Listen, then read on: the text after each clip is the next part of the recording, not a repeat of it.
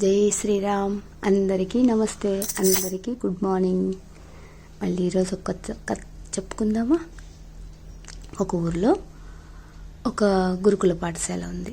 అక్కడికి ఎంతమందో చదువుకోవడానికి, విద్య నేర్చుకోవడానికి రకరకాలుగా వెళ్తూ ఆ గురువు దగ్గర విద్యని అభ్యసిస్తూ ఉంటారనమాట.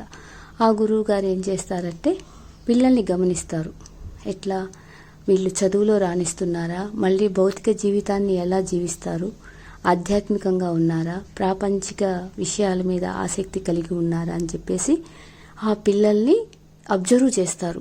అబ్జర్వ్ చేస్తూ వాళ్ళని ఆధ్యాత్మికత వైపు తీసుకువెళ్ళాలని తన ప్రయత్నం చేస్తూ ఉంటారు. ఎందుకంటే మన జీవితాలు ఉన్నత స్థితి నుంచి ఉన్నత స్థితికి ఎదగాలి అంటే ఎన్ని నేర్చుకున్నా, ఎన్ని తెలుసుకున్నా ఆధ్యాత్మికంగా భగవంతుని వైపు ప్రయాణం చేయడమే ఈ జీవనం ఒక విధానము. మన పుట్టుకే అందుకే వచ్చిందనమాట.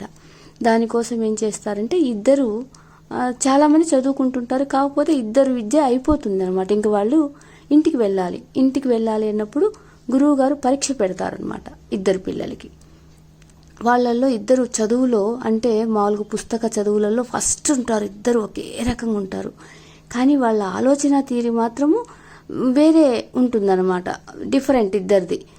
చూద్దాం వీళ్ళది ఎగ్జామ్ చేద్దామని చెప్పేసి ఏం చేస్తారు అంటే వాళ్ళకి ఒక అబ్బాయికేమో ఖాళీ సంచి ఇస్తారు, ఇంకొక అబ్బాయికేమో ఆ బ్యాగులో బిస్కెట్స్, బెడ్స్, ఫ్రూట్స్ అన్నీ తినడానికి కావాల్సినవన్నీ ఒక బ్యాగులో పెడతారు. ఒక బ్యాగు ఖాళీ బ్యాగ్ ఉంటుందన్నమాట. వాళ్ళని పిలిచి మీకు ఏది కావాలో అది తీసుకోండి అని చెప్పేస్తారు. చెప్పంగానే అందులో ఒక అబ్బాయి మాత్రం ఈ ఫ్రూట్లు, బ్రెడ్లు, బిస్కెట్లు అన్నీ ఉన్న బ్యాగ్ ఒక అబ్బాయి తీసుకుంటాడు. ఒక అబ్బాయి మాత్రం ఖాళీ బ్యాగ్ తీసుకుంటాడు. తీసుకొని వాళ్ళు సరి ఒక దారిలో వెళ్తారనమాట. వెళ్ళినప్పుడు ఈ ఖాళీ బ్యాగులో ఉన్న అబ్బాయి వెళ్ళే దారిలో కొంత దూరం వెళ్ళంగానే బంగారము, నగలు, వజ్రాలు అలా దొరుకుతూ ఉంటాయి. ఆ అబ్బాయి అబ్బా నా పంట పండిపోయిందని చెప్పేసి బంగారము ఇవన్నీ దొరికినవన్నీ బ్యాగులో వేసుకుంటూ ఉంటాడనమాట. చాలా హ్యాపీగా వెళ్తూ ఉంటాడు దొరికినవన్నీ తీసుకొని. ఈ బ్యాగ్ నిండా ఉన్నాయి కదా, తినడానికి కానీ ఒకరికి ఉపయోగపడే వస్తువులు, డబ్బులు అట్లా ఉన్నాయి.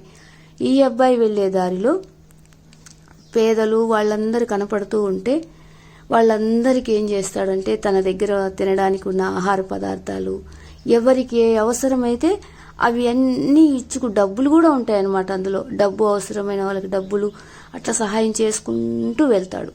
వెళ్ళి ఆ నిండుగా తీసుకెళ్లిన బ్యాగ్ని ఖాళీ చేసుకొని ఫ్రీగా హ్యాపీగా గురువు దగ్గరికి వచ్చేస్తాడు తొందరగా. ఈ అబ్బాయి ఇంకొక అబ్బాయి వెళ్ళే దారిలో అన్ని దొరుకుతూ ఉంటాయి కదా, డబ్బు, బంగారం ఇవన్నీ వేసుకొని అబ్బాయి ఇంకా దొరుకుతాయి అని చెప్పేసి చాలా దూరం వెళ్ళిపోతాడు. చాలా దూరం వెళ్ళిపోయేసరికి బ్యాగు బరువు అయిపోద్ది. గురువు గారి దగ్గరికి తిరిగి రావాలంటే అవన్నీ మోసుకురాలేక దారిలో మధ్యలో సొమ్మసిల్లి పడిపోయి ఉంటాడు.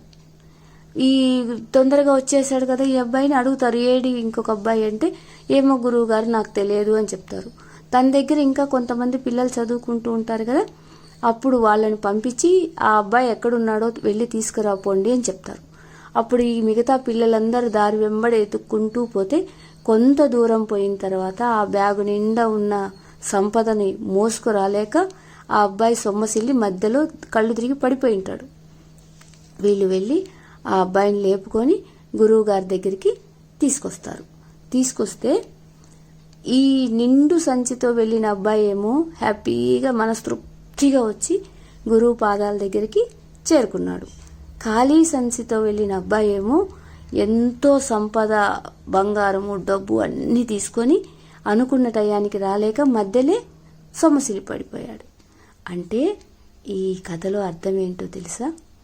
మనము ప్రాపంచిక జీవితంలో అన్నిటితో బంధం ఉండాలి, కానీ బందీ అవ్వకూడదనమాట. సంసారము, పిల్లలు, ఉద్యోగము, డబ్బు సంపాదించడం ప్రతి ఒక్కటి అవసరమే. మన జీవన విధానం సాగించాలంటే అవి చాలా ముఖ్యం. కానీ అవే ముఖ్యం కాదు. కొంత సమయానికి కొంత వయసుకు వచ్చేసరికి భగవంతుని వైపు దారి మనకు మనమే ఏర్పరచుకోవాలి. సంపద అనేది కేవలం మన అవసరాలు మాత్రమే తీరుస్తుంది, భగవంతుని పాదాల దగ్గరికి మాత్రం చేర్చదనమాట. మన దగ్గర ఉన్నటువంటి జ్ఞానంతో ఎవరికైనా సరే చేతనైన సహాయం చేస్తూ బంధ విముక్తిని పొందడానికి ప్రయత్నం చేసి ఆ భగవంతుని అనుగ్రహం పొందాలి అని ప్రార్థన. Thank you Sairam.